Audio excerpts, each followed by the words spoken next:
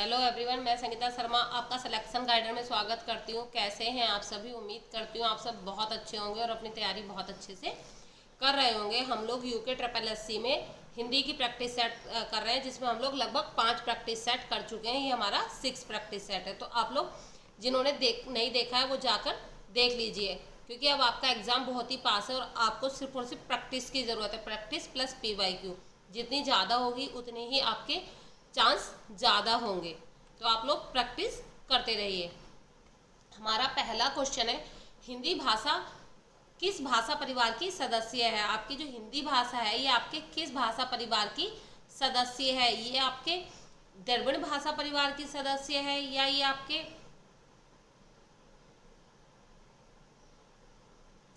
Austric परिवार की भाषा है, इंडो आयरन परिवार की भाषा है, चीनी तिब्बत परिवार की भाषा है? तो आपकी जो हिंदी भाषा है बच्चा वो आपकी इंडो आयरन परिवार की है। किसकी है? इंडो आयरन परिवार की है। यह आपका द्रविड़ द्रविड़ परिवार में से पूछ लिया जाता है तो आपकी तमिल है। तमिल अगर आपकी पूछ ली जाती है तो वो आपकी द्रविड़ परिवार की भाषा है। कन्नड़ भी आपकी द्रविड़ परिवार की भाषा है। ऑस्ट्रिक में आपका मुंडा भाषाएं आ जाती हैं और चीनी तिब्बत में आपकी तिब्बती और बर्मी भाषाएं आ जाती हैं। ठीक है ना?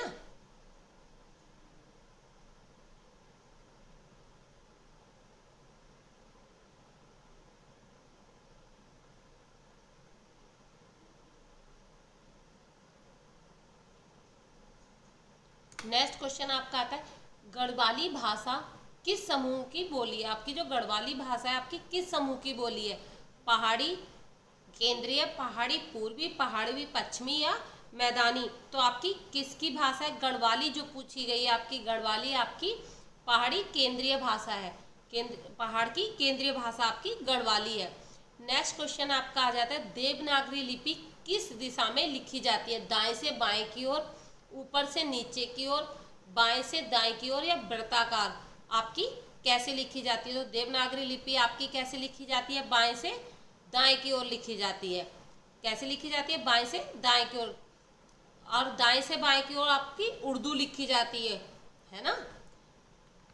नेक्स्ट आपका आता है, भिन्न भिन्न छिन छिन कहावत किस बोली में प्रयुक्त होती है? आपकी जो भिन्न भिन्न छिन छिन कहावत है ये आपकी किस भाषा की है? जो गढ़वाली भाषा की है, कुमाऊनी भाषा की है, जौनसारी भाषा की है या आपकी अवधी भाषा की है? तो जो आपकी भिन्न भिन्न छिन छिन है ये आपकी जौनसारी भाषा की है। किसकी है? जौनसारी भाषा की है। नेक्स्ट आपका क्वेश्चन आता है, निम्नलिखित में से कौन सा तत्सम शब्द है? तत्सम शब्द कौन सा होता है आपका? तत्सम शब्द आपका होता है जो आपका संस्कृत के समान हो। जो आपका कौन सा शब्द हो? जो आपका संस्कृत के समान हो वह आपका कौन कैसा होता है? तत्सम होता है, जिसका रूप ना बदला गया हो, संस्कृत से सीधे आपका ले लिया गया हो। तद्भव आपका वो होता है जो आपका संस्कृत का रूप बदलकर हिंदी में अपनी भाषा के शब्द बना दिए जाते हैं, वो आपके तद्भव होते हैं। तो आग, आग का अग्नि का है, आग अग्नि का। ठीक है ना? कुम्हार, पुष्प या फूल? पुष्प है। तत्सम क्या है? पुष्प है। और इसका हमने तद्भव क्या बना दिया? फूल, है ना? नेक्स्ट आपका आता है, नाच ना आवे आंगन टेढ़ा। नाच ना आवे आंगन टेढ़ा, यह आपका किस प्रकार का वाक्य है? विधान वाक्य है, नकारात्मक वाक्य है, विस्मयबोधक वाक्य है या प्रश्नवाचक वाक्य? देखो, प्रश्नवाचक वाक्य जो होता है जिस उसमें आपका कब, कहाँ, कैसे, क्यों वगैरह शब्द आपके आते हैं और ये वाला चिन्ह आपका लगा होता है। जब विस्मयबोधक आता है तो आपका आहा क्या बात है, ओहो मज़ा ही आ गया, इस तरीके के जो आपके सेंटेंस होते हैं वो आपके विस्मयबोधक में आ जाते हैं। ये आपका नकारात्मक है। कैसा वाक्य है? नकारात्मक वाक्य। नाच ना आवे आंगन टेढ़ा। नेक्स्ट है आपका अभिनय। अभिनय शब्द किस प्रकार का समास उदाहरण है? जो आपका अभिनय शब्द है ये किस प्रकार का समास उदाहरण है? द्वंद्व समास है, आपका बहुव्रीहि समास है, आपका तत्पुरुष समास है या आपका कर्मधारय समास है? तो आपका जो अभिनय है बहुव्रीहि समास है, क्योंकि द्वंद्व समास में दोनों पद प्रधान होते हैं और उनका अपना अपना अर्थ होता है। और यदि दोनों का अलग किया जाता है तो उसके बीच में कोई शब्द आ जाता है, जैसे माता और पिता, पिता और पुत्र, है ना? कर्मधारय में आपका क्या होता है? एक शब्द दूसरे शब्द की विशेषता बता रहा होता है। तत्पुरुष में द्वितीय पद प्रधान होता है। नेक्स्ट आपका आता है सतधा। सतधा शब्द में कौन सा प्रत्यय? प्रत्यय क्या होता है? प्रत्यय होता है बच्चा जो शब्द जो किसी भी शब्द के अंत में लगता है उसे हम प्रत्यय कहते हैं। सत प्लस धा सतधा, ठीक है ना। उपगिरह। उपगिरह किस प्रकार का शब्द है आपका? देशज है, तत्सम है, तद्भव है या शंकर है? उपगिरह, उपगिरह जो है आपका तत्सम शब्द है। उपगिरह कैसा शब्द है? तत्सम शब्द है आपका उपगिरह। कैसा? तत्सम शब्द है उपगिरह, ठीक है ना। नेक्स्ट आपका आ जाता है आकस्मिक। शब्द में का उच्चारण स्थान क्या है? आपका जो आकस्मिक शब्द है इसमें आपका का जो है, इसमें जो आपका का है इसका उच्चारण स्थान क्या है? आपका कंठ है, तालु है, मूर्धा है या ओष्ठ है? क्या है? तो का वर्ग आपका कहाँ से बोला जाता है? कंठ से बोला जाता है। का वर्ग आपका कहाँ से बोला जाता है? कंठ से बोला जाता है। कंठ से आपका क्या क्या बोला जाता है? का वर्ग बोला जाता है। और क्या बोला जाता है कंठ से? आपका ए और आ भी आपके कंठ से ही बोले जाते हैं। बाय द वे आपका क्वेश्चन ये बन जाता कि आकस्मिक शब्द में आ का उच्चारण स्थान कौन सा है, तब भी आपका कंठ ही होता। उसके बाद आपका तालु आता है। तालु से आपका क्या बोला जाता है? ई बोला जाता है और ई बोला जाता है, प्लस आपका चा वर्ग बोला जाता है। क्या बोला जाता है? चा वर्ग भी आपका इसी से बोला जाता है, तालु से। उसके बाद आपका मूर्धा आता है। मूर्धा से आपका टा वर्ग बोला जाता है। क्या बोला जाता है? टा वर्ग। टा वर्ग के साथ साथ आपका ऋषि, रा और शाह ये भी आपके मूर्धा से ही बच्चा बोले जाते हैं। ओष्ठ से आपका क्या बोला जाता है? ओष्ठ से आपका ता वर्ग बोला जाता है। क्या? ता वर्ग। और इसके बाद आपका एक दंतीय भी होता है। क्या होता है? दंतीय होता है। और दंतीय से आपका क्या बोला जाता है? पा वर्ग। कभी कभी क्वेश्चन आ जाता है कि माँ वर्ग, माँ वर्ग नहीं होगा, वर्ग तो पे है माँ। पा वर्ग, ता वर्ग ये आपके वर्ग हैं। माँ का उच्चारण स्थान क्या है ना, इस तरीके से। तथापि शब्द का पर्यायवाची पर्याय है। तथापि शब्द का पर्याय है। पर्याय का अर्थ होता है मतलब उसका क्या अर्थ है? किंतु, लेकिन, किंतु, लेकिन, यद्यपि या फिर भी। क्या होगा? तथापि। तथापि का अर्थ होता है आपका फिर भी। मैंने यह कार्य किया फिर भी उसने मेरी बात नहीं मानी। मैंने उसकी सारी बातें मानी तथापि वह मेरे साथ नहीं गया। मैंने उसकी सारी बात मानी फिर भी मतलब वह मेरे साथ नहीं गया। नेक्स्ट आपका आ जाता है असाध्य शब्द का विलोम है। आपका जो असाध्य शब्द है उसमें का विलोम आपका क्या है? दुर्लभ, साध्य, जटिल या प्रबल? क्या होगा असाध्य? असाध्य का आपका जो विलोम होगा, असाध्य का आपका विलोम होगा दुर्लभ, साध्य या जटिल या प्रबल।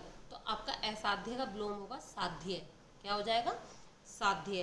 क्योंकि दुर्लभ का जो आपका विलोम होगा वो होगा सुलभ। जटिल का सरल। जटिल मतलब कोई चीज मतलब कठिन होना, जटिल होना। जटिल का सरल हो जाएगा आपका। और प्रबल का क्या हो जाएगा? अप्रबल भी हो सकता है आपका और निर्बल भी हो सकता है। क्या? निर्बल भी हो सकता है। नेक्स्ट आपका आ जाता है निम्नलिखित में से कौन सा हिंदी का अपना विराम चिन्ह है? कुछ विराम चिन्ह ऐसे हैं जो दूसरी भाषा से लिए गए हैं, कुछ विराम चिन्ह ऐसे हैं जो हमारे अपने विराम चिन्ह हैं। तो हमारा क्वेश्चन पूछा गया है कि इनमें ये आपके 4 विराम चिन्ह दिए हुए हैं। क्या? पूर्ण विराम, प्रश्नवाचक, अल्पविराम और अर्धविराम। आपसे पूछा गया है इनमें से कौन सा ऐसा चिन्ह है जो ऐसा कौन सा विराम चिन्ह है जो हिंदी का अपना है? पूर्ण विराम, प्रश्नवाचक, अल्पविराम या अर्धविराम। तो आपका जो पूर्ण विराम है, आपका जो पूर्ण विराम है ये है आपका अपना विराम चिन्ह है। ठीक है ना, अपना विराम चिन्ह। देखो प्रश्नवाचक ये आपका व्हाट इज दिस, उसके बाद भी ये लग जाता है ना अंग्रेजी में, कोमा अंग्रेजी में लगा देते हैं। जैसे राम, सीता, है ना, कोमा लगा देते हैं। अर्धविराम भी आपका यूज होता है ना, अर्धविराम भी आपका यूज अर्धविराम भी आपका यूज होता है, गलत लगा दिया था मैंने शायद। अर्धविराम भी आपका यूज अंग्रेजी में होता है, लेकिन क्या यूज नहीं होता? पूर्ण विराम। क्या किसी सेंटेंस के बाद ऐसे लगा हुआ देखा है अंग्रेजी में? नहीं लगता ना। ये आपका हिंदी का है, ये आपका हिंदी का है, जबकि आपका प्रश्नवाचक, अल्पविराम और अर्धविराम आपके अंग्रेजी से लिए गए हैं। किससे बेटा? अंग्रेजी से लिए गए हैं बाकी आपके, ठीक है ना। नेक्स्ट आपका आता है ज्योतिर्लिंग शब्द में कौन सा समास है? आपका जो ज्योतिर्लिंग शब्द है उसमें आपका कौन सा समास है? कर्मधारय में आपकी विशेषता बताई जाती है, द्वंद्व में दोनों अर्थ होते हैं, है ना। और आपका बहुव्रीहि में क्या होता है? बहुव्रीहि में दो अलग शब्द होते हैं, उन्हें जोड़कर कोई तीसरा शब्द बना दिया जाता है। ज्योतिर्लिंग का क्या हुआ? ज्योति प्लस लिंग। ज्योति मतलब प्रकाश, और लिंग का मतलब क्या हुआ? शिव का प्रतीक माना जाता है ना लिंग, इसलिए दोनों को मिलाकर ज्योति से युक्त प्रकाश, ज्योति से युक्त लिंग। और ज्योति से युक्त लिंग किसका? शिव का सूचक हुआ, यानी कि ज्योतिर्लिंग क्या है? शिव का सूचक है, शिव का सूचक हुआ ना, शिव का दिव्य, शिव का सूचक। तो ये एक दो चीज मिली, ज्योतिर्लिंग मिली, और अर्थ तीसरा निकल गया शिव का सूचक या शिव का दिव्य, शिव का प्रिय, है ना ज्योतिर्लिंग। तो कौन सा समास हो गया? बहुव्रीहि समास हो गया। नेक्स्ट आपका आता है लिखित शब्द में कौन सा उपसर्ग है? आपका जो लिखित शब्द है उसमें कौन सा उपसर्ग है? कहा उपसर्ग कौन सा होता है? वह वर्ण जो किसी भी शब्द के आगे लगकर उसका अर्थ बदल देता है उसे हम उपसर्ग कहते हैं, लेकिन जो पीछे शब्द बचे उसका भी अपना कोई अर्थ हो। क्या ली में लगा दूं प्लस खित, क्या इसका अपना कोई अर्थ है? खित नहीं है। लिख प्लस इत, इत ये वाला आएगा, लिख, ये तो है ही नहीं। तो क्या है? लिखित में कोई भी उपसर्ग आपका नहीं है। अगर हो जाता है अलिखित तो आपका अ उपसर्ग उसमें आ जाता है ना। नेक्स्ट आपका आता है विधागत वर्तनी में किसे माना जाएगा? विधागत वर्तनी में किसे माना जाएगा? नीचे दिए शब्दों में से सही वर्तनी चुने। उपयोगिता, उपयोगिता, उपयोगिता या उपयोगिता, इनमें से विधागत वर्तनी में से किसे माना जाएगा? मतलब ये नीचे जो वर्तनी दी गई है इनमें से कौन सी वर्तनी को आपकी सही माना जाएगा, ये पूछा है। आपका ए होगा। विधागत मतलब इनमें से कौन सी ऐसी वर्तनी है जिसे सही माना जाएगा। तो उपयोगिता जो आपका फर्स्ट नंबर पर लिखा हुआ है इसे आपका सही माना जाएगा। अगला आपका आता है कौन सा वाक्य शुद्ध है? इनमें से कोई वाक्य शुद्ध है। मैं तुम्हारे पर भरोसा है, मुझे तुम्हारे पर भरोसा है, मुझे तुम्हारे ऊपर भरोसा है, मुझे तुम्हें में भरोसा है, मुझे तुम्हारे से भरोसा है। देखो ये दोनों तो कट ही गए। मुझे तुम्हारे में भरोसा है, मुझे तुम्हारे से भरोसा है, कोई तुक ही नहीं बैठता। मुझे तुम्हारे ऊपर भरोसा है, ये सेंटेंस आपका सही बैठता है। मुझे तुम पर भरोसा है होता वो भी आपका ठीक बैठ जाता, तुम्हारे पर गलत हो रहा है। जो छात्र मेहनत करते हैं वे सफल होते हैं। यह वाक्य आपका कैसा वाक्य है? आपका साधारण वाक्य है, मिश्र वाक्य है, संयुक्त वाक्य है, ये आपका सरल वाक्य है। जो छात्र मेहनत करते हैं वे सफल हो जाते हैं, मिश्र वाक्य है। कैसा वाक्य है? मिश्र वाक्य है। सरल वाक्य वो होते हैं आपके जो एक ही स्वतंत्र उपवाक्य होता है, उसमें एक ही बात होती है और स्वतंत्र होता है, एक ही कर्ता होता है और एक ही आपका विधेय होता है, ठीक है ना। संयुक्त में क्या होता है? दो या दो से अधिक स्वतंत्र वाक्य उपवाक्य होते हैं। और इसमें यूज किस किस का होता है वाक्य को जोड़ने में? और, लेकिन, परंतु, मैं, कोई भी संयुक्त वाक्य है, मैं खाना खा रहा था और उसने भी आकर, और वह आया मैं उसके साथ चला गया, संयुक्त हो गया ना। तभी तो उसने सफलता पाई वाक्य में तो का प्रकार है। क्या है क्वेश्चन? तभी तो उसने सफलता पाई वाक्य में तो का प्रकार है। तो जो है आपका कैसा प्रकार है? पहले आप मुझे बताओ अवयव क्या होता है? अवयव क्या है? पहला क्वेश्चन तो यही आ जाता है कि अवयव क्या है। अब जब हमें ये पता होगा अवयव क्या है तभी तो हम बताएंगे अवयव क्या है, जिसमें किसी लिंग, वचन, पुरुष या काल के अनुसार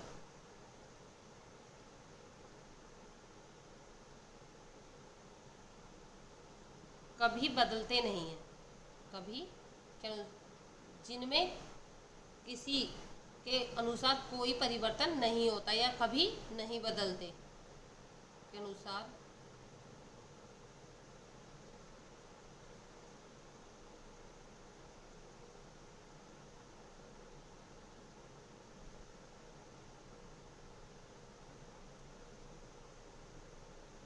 कोई परिवर्तन नहीं होता।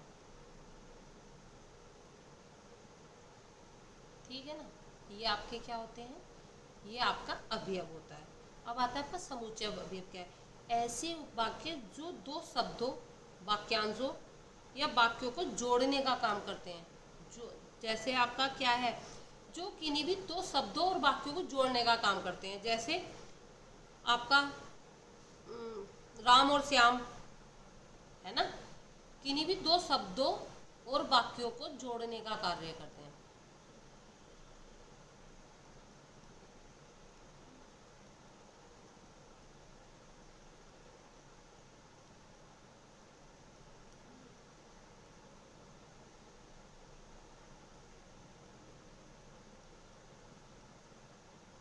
जैसे आपके क्या है, और, लेकिन, तथा, या,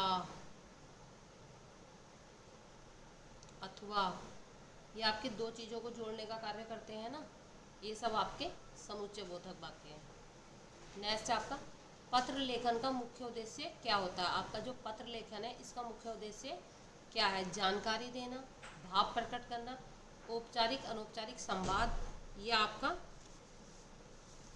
क्या, उपयुक्त सभी, क्या है, पत्र लेखन का क्या अर्थ है। देखो, पत्र लेखन का उपरोक्त सभी, पत्र लेखन हम हर तरीके से करते हैं, जानकारी भी देते हैं, अपने भावों को प्रकट करने के लिए भी हम पत्र लिखते हैं, औपचारिक और अनौपचारिक रूप से संवाद करने के लिए भी हम पत्र लिखते हैं, है ना। नेक्स्ट आपका आता है रामचरितमानस किस रस से प्रमुख रूप से संबंधित है। आपकी जो रामचरितमानस है उसमें आपका कौन सा रस है, आपका वीर रस है, भक्ति रस है, श्रृंगार रस है, या हास्य रस है। वीर रस में होता है जो वीरों के लिए युद्ध, जैसे खूब लड़ी मर्दानी वह तो झांसी वाली रानी थी, वीर रस है जब किसी की वीरता के बारे में बताया जाता है ना। श्रृंगार रस जब रोमांस या प्रेम प्रेमिका की कोई बात की जाती है। हास्य रस जब कोई हंसी की बात, मतलब कुछ ऐसा बोला जाए कि हंसी आ जाए, जैसे इसका उदाहरण था अभी तो नहीं, वो खीर पकाई जतन से चखा दिया चलाए भी था, और वो अब तो एक महंगाई पे भी चल रहा है बड़ा अच्छा सा, वो आपका हास्य रस है। तो इसमें आपका भक्ति रस है, रामचरितमानस में आपकी भक्ति के बारे में कहा गया, राम जी की भक्ति के बारे में। किसने लिखी थी, कल बताया था, तुलसीदास के द्वारा लिखी गई है रामचरितमानस। कबीर किस संप्रदाय के से संबंधित थे। आपके कबीर जो थे वो कबीर आपके किस संप्रदाय से संबंधित थे। सूफी, निगुण भक्ति, सगुण भक्ति या सतमत। तो आपके जो कबीर थे निगुण भक्ति के थे, किसके थे, निगुण भक्ति के। दो भागों में बांट दिया था ना, सगुण और निगुण, कुछ सगुण भक्ति में चले गए थे, कुछ निगुण भक्ति में चले गए थे। तो किसके हुए ये आपके, निगुण भक्ति के थे। नेक्स्ट आपका आता है राम की शक्ति पूजा किसकी रचना है। राम की शक्ति पूजा आपकी किसकी रचना है। सुमित्रानंदन पंत की है, सूर्यकांत त्रिपाठी की है, महादेवी वर्मा की है, माखनलाल चतुर्वेदी की है। तो आपकी जो राम की शक्ति पूजा है सूर्यकांत त्रिपाठी निराला जी की है। जबकि आपकी सुमित्रानंदन पंत की कौन सी है, ग्रंथि, गुंजन, ग्राम्या, युगांत, ये सब आपकी सुमित्रानंदन पंत जी की है। चितंबरा भी आपकी सुमित्रानंदन पंत जी की है। चलो यही लिख देती हूँ। चिदम्बरा भी आपकी सुमित्रा नंदन पंत जी की है। महादेवी वर्मा में आपका निहार आ जाती है, निहार। रश्मि, जबकि रश्मि रथी रामधारी सिंह दिनकर की है, नीरजा। और माखनलाल चतुर्वेदी में क्या है आपके, हिम तरंगणी। कल भी बताया था, रोज याद करा रही हूँ, ये मत भूलना, कुछ ना कुछ इनमें से पक्का आएगा। लगभग मेरी अंदाज कहती है 2 क्वेश्चन आपके पद गद, एक गद में से और एक पद में से आपका आएगा ही आएगा। साहित्य देवता भी नहीं किया, इसलिए मैं इनके क्वेश्चन भी ज़्यादा ला रही हूँ। एक क्वेश्चन में 3 ऑप्शन होते हैं, 4 ऑप्शन होते हैं, एक तो उन्हीं का होता है। बाकी 3 की भी सारी रचनाएं बता रही हूँ, जिससे भूलो ना डेली। पद्मावत किसकी रचना है, पद्मावत सूरदास की, तुलसीदास की, मलिक मोहम्मद जैसी की, रस खान की। आपकी जो पद्मावत है मलिक मोहम्मद जैसी की है। और सूरदास की कौन सी है, सूरसारावली, सूरसागर।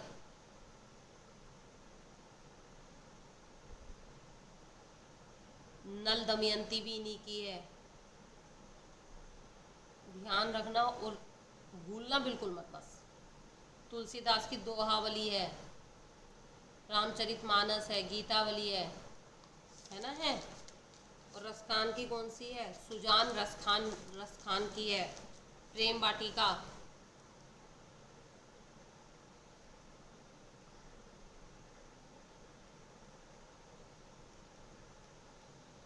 प्रेम वाटिका इन्हीं की है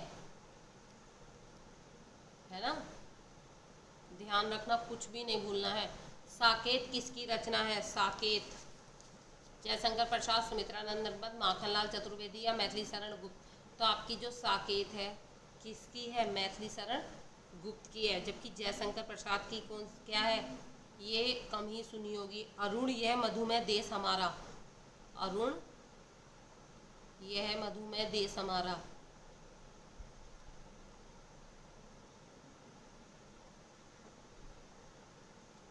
और सुमित्रा नंदन पंत की तो आपको बहुत बार बार बता चुकी, पल्लव, वीणा, गुंजन।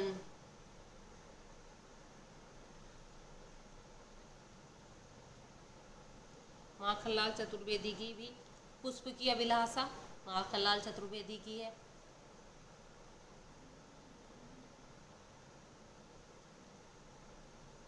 है ना। कैदी और कोकिला,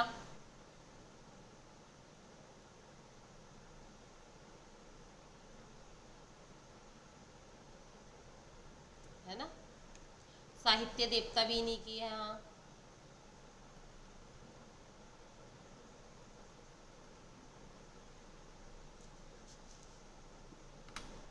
गीतांजलि का हिंदी अनुवाद किसने किया, महात्मा गांधी ने, सुभाष चंद्र बोस ने, बैजनाथ प्रसाद शुक्ल ने, या रविंद्रनाथ टैगोर ने।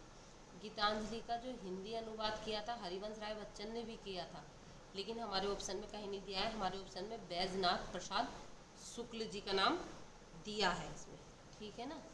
और ठाकुर जी की कौन सी रचना है थी, रविन्द्रनाथ ठाकुर की मानसी भी नहीं की थी। और रविन्द्रनाथ ठीक।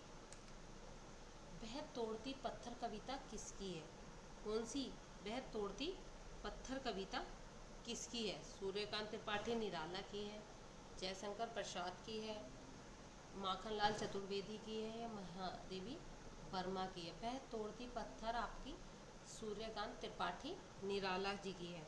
अनामिका भी इन्हीं की है, कौन सी, अनामिका।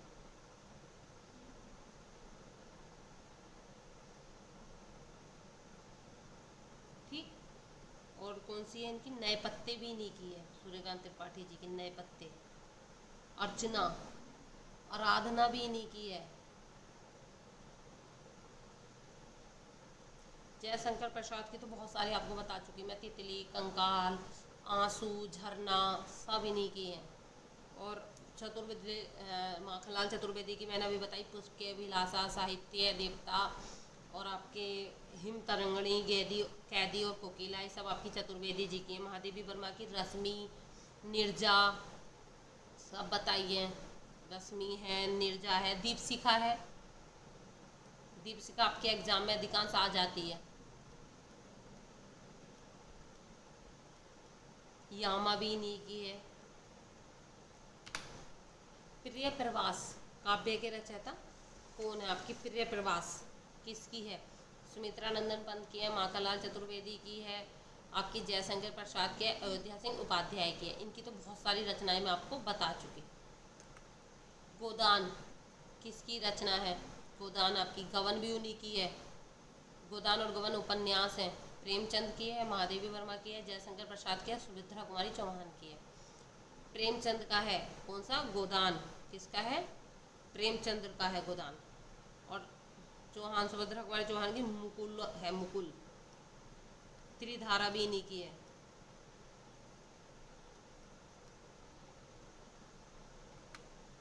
सरोज स्मृति किसकी रचना है आपकी? सरोज स्मृति जो है आपकी किसकी रचना है? सूर्यकांत त्रिपाठी निराला की है, महादेवी वर्मा की है, रामधारी सिंह दिनकर की है, माखनलाल चतुर्वेदी की है।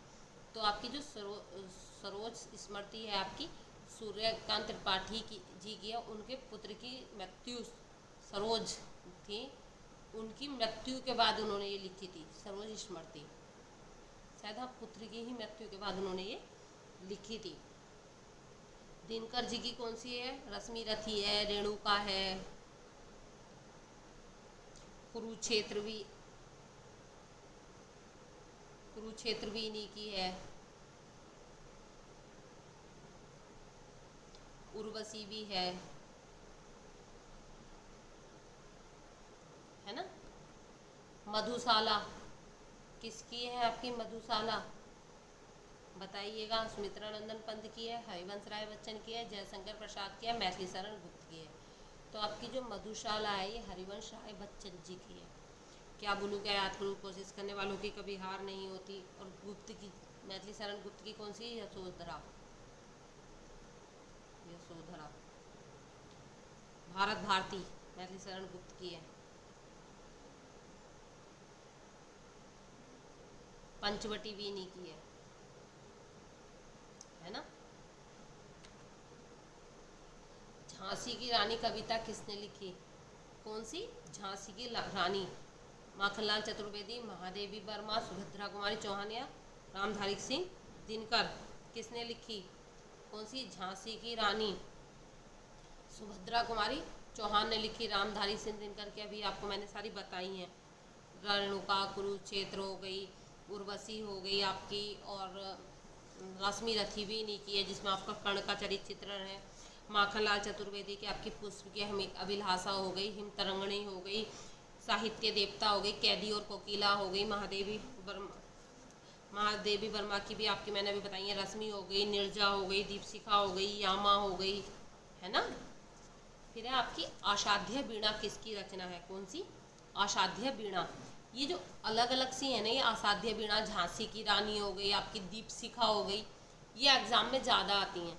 असाध्य वीणा किसकी है आपकी? असाध्य वीणा रामधारी सिंह दिनकर की है, सचिता हिरानंद वात्सल्य आज्ञे की है, हरिवंश राय बच्चन की है, शेखर जोशी की है। तो ये आपकी असाध्य वीणा सचिदानंद हिरानंद वात्सल्य आज्ञे जी की है। एक बार क्वेश्चन में आया था, मुझे ध्यान नहीं आ रहा किस एग्जाम में आया था, आज्ञे जी का पूरा नाम क्या है? ये भी याद रखना, इसलिए मैं पूरा नाम लिख के लाई हूँ। आज्ञे भी लिख सकती थी खाली, लेकिन मैं पूरा लिख के लाई जिससे मैं आपको बता सकूँ। सचिदानंद हिरानंद वात्सल्य, इनका क्वेश्चन एक नहीं शायद 2-3 पेपरों में मैंने पढ़ा है कि आज्ञे जी का पूरा नाम क्या है, याद रखना। शेखर की जीवनी किस विधा की रचना है? शेखर की जीवनी नाटक है, उपन्यास है, स्मरण है या यात्रा वृत्तांत है? तो आपका शेखर की जीवनी क्या है? आपका उपन्यास है। क्या है? उपन्यास है। आपका तीसरा सप्तक किस साहित्यकार से संबंधित है? तीसरा सप्तक आज्ञे शेखर जोशी, मंगलेश डंगवाल, ये आपका मुक्तिबोध किससे संबंधित है? आपका तीसरा सप्तक आज्ञे जी से संबंधित है। इसका नाम पूरा सचिदानंद हिरानंद वात्सल्य, याद रखना, ये आया हुआ क्वेश्चन है। प्रतिदिन शब्द में कौन सा समास है? आपका जो प्रतिदिन है इसमें आपका कौन सा समास है? कर्मधारय, बहुब्रीहि, द्वंद्व या अव्ययीभाव? कौन सा है? अव्ययीभाव समास है प्रतिदिन में। मैं किस प्रकार का व्यंजन है? अंतस्थ, ओष्ठी अनुनासिक, फिर क्या है आपका मूर्धन्य या तालव्य, कैसा है? मैं जो है आपका कौन से वर्ग में आया? पैप है, बैब है, मैं। लास्ट वाले जो 5 होते हैं वो क्या होते हैं आपके? अनुनासिक होते हैं। लाइन में कौन सी आ रहा है? पै वर्ग में। पै वर्ग आपका कहाँ से बोला जाता है? ओष्ठ से बोला जाता है। का वर्ग आपका कहाँ से? कंठ से। चा वर्ग तालु से। टा वर्ग मूर्धा से, है ना?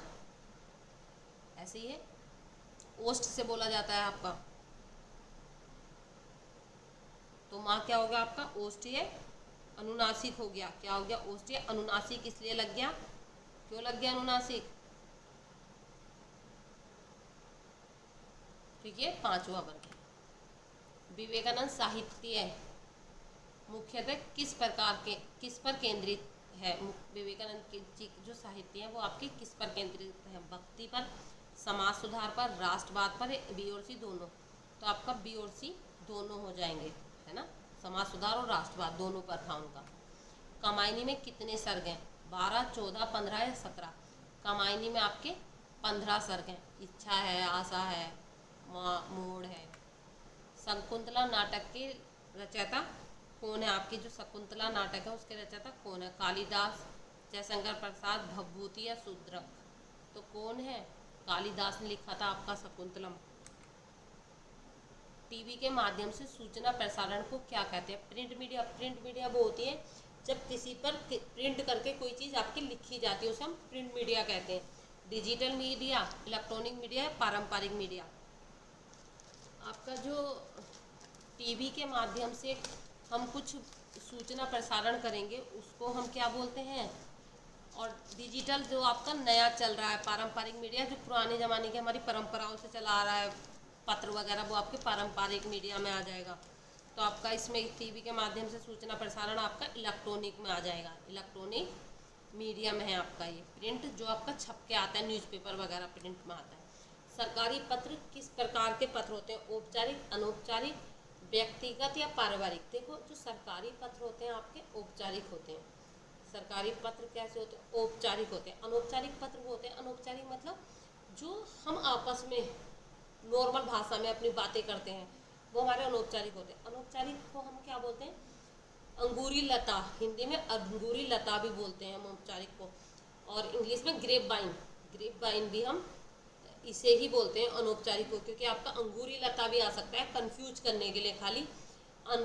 क्या कि अंगूरी लता किस प्रकार का प्रकार के होते हैं, किस प्रकार अंगूरी पता में किस प्रकार के पत्र आते हैं? तो हम जो आपस में बात करने के लिए पत्र यूज करते हैं, दोस्तों में, फ्रेंड्स में, और प्रेम पत्र जो लिखे जाते हैं, ये सब आपके अनौपचारिक में आते हैं। इन्हें हम अंगूरी लता भी कहते हैं। टाइपिंग का फॉन्ट का अर्थ है। टाइपिंग का फॉन्ट का आपका क्या अर्थ है? अक्षरों की रूप शैली, पृष्ठ सज्जा, पैराग्राफ या ग्राफिक्स? तो आपका जो टाइपिंग का क्या अर्थ है? टाइपिंग का अर्थ है आपका अक्षरों की रूप और शैली। फॉन्ट में वो 32 का फॉन्ट, 35 का फॉन्ट ऐसा करके बोलते हैं ना। ईमेल किस प्रकार का संचार का उदाहरण है? जो आपका मेल आते हैं वो आपका मौखिक है कि आपको कोई मशीन मेल मैंने आपको भेजा तो आपका मोबाइल बोलेगा मैंने आपको मेल भेजा है?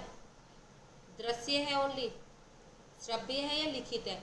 तो आपका जो मेल है वो लिखित है, मैंने आपको कुछ लिख के ही तो भेजा है। मेल मैंने जब आपको किया तो मैंने आपको कुछ लिख के ही तो भेजा। पेज लेआउट का संबंध किससे है? वाक्य संरचना से है, कंप्यूटर ग्राफिक्स है, पृष्ठ की सज्जा व रूप से है, भाषा शैली से? जो पेज लेआउट का संबंध है ये है आपका पृष्ठ की सज्जा व रूप से है। किससे है? पृष्ठ की सज्जा व रूप से है। हिंदी टाइपिंग के लिए कौन सी लिपि मानक है? बंगला, रोमन, देवनागरी या गुरुमुखी? तो हम जो हिंदी की टाइपिंग करते हैं बच्चा देवनागरी में ही करते हैं। किसमें? देवनागरी में भी ही हम लोग करते हैं। नेक्स्ट आता है RSS फीड का उपयोग किस लिए किया जाता है? RSS फीड एक तकनीक है जिसके द्वारा आपके जो ये होते हैं सॉफ्टवेयर, ये अपडेट हो जाते हैं। अपडेट करने के लिए आता है ये, ईमेल भेजने में, समाचार में अपडेट पाने में, प्रोग्रामिंग में या फाइल ट्रांसफ़र में। तो RSS फीड जो है आपका समाचार में अपडेट पाने के लिए है। क्यों है? समाचार में अपडेट पाने के लिए। कौन सा मीडिया प्रिंट मीडिया नहीं आता? कौन सा प्रिंट मीडिया ऐसा है जो आपका प्रिंट मीडिया में नहीं आता? प्रिंट मीडिया मैंने आपको अभी बताया वह मीडिया जिसमें कोई चीज़ प्रिंट होके हम लोगों को मिलती है। तो समाचार पत्र में हमें प्रिंट होके मिलता है, हम उसे पढ़ते हैं। पत्रिकाएं भी हमारी बुकें होती हैं, उन्हें वो प्रिंटेड होती हैं, उन्हें हम पढ़ते हैं। तो कौन सा प्रिंट मीडिया नहीं है? टेलीविज़न। टेलीविज़न आपका इलेक्ट्रॉनिक मीडिया है। किताब भी प्रिंट होती है, किताब उसे तो हम लोग पढ़ते हैं। नेक्स्ट आया जनसंचार का अर्थ क्या है? एक व्यक्ति से दूसरे व्यक्ति का संदेश। छोटे समूह में संवाद की 4-6 जने बैठे और आपस में बात करें। जनता तक व्यापक संदेश, ये आपका व्यक्तिगत बातचीत। एक व्यक्ति से दूसरे व्यक्ति पे जो संदेश पहुंचा जाता है, जब हम आपस में बात करते हैं इसे हम कम्युनिकेशन, संचार कहते हैं। छोटे समूह में संवाद, जब हम आपस में बैठ के बातचीत कर रहे हैं। जनसंचार तो मोदी जी करते हैं समय समय पे, ऐसे ऐसे झटके दे देते हैं, है ना। तो जनसंचार का मतलब है आपका जनता तक व्यापक संदेश। पूरी जनता को हमने एक साथ कोई संदेश भेज दिया। जो हमारे टीवी वगैरह पे संदेश आते हैं वो हमारे जनसंचार होते हैं, न्यूज़ समाचार में जो आता है। आपका क्वेश्चन बन सकता है समाचार में जो संदेश दिए जाते हैं वह कौन सा संचार है? वह आपका जनसंचार है, क्योंकि कई सारे लोग, पता नहीं कहाँ कहाँ के लोग, सब एक ही समाचार सुन रहे होते हैं, पूरी जनता सुन रही होती है। तो जनता का व्यापक संचार आपका समाचार वाला क्वेश्चन भी आया हुआ है। नेक्स्ट है यूनिकोड का प्रयोग किसके लिए किया जाता है? कंप्यूटर नेटवर्क के लिए, बहुभाषीय टाइपिंग के लिए, वीडियो एडिटिंग के लिए, एनिमेशन के लिए। तो आपका यूनिकोड का जो प्रयोग किया जाता है बहुभाषीय टाइपिंग के लिए आपका किया जाता है। आप लोगों को मेरी क्लास कैसी लगी मुझे कमेंट बॉक्स में ज़रूर बताना, और ऐसे ही और प्रैक्टिस सेट के लिए सिलेक्शन गाइडर से जुड़े रहना। धन्यवाद।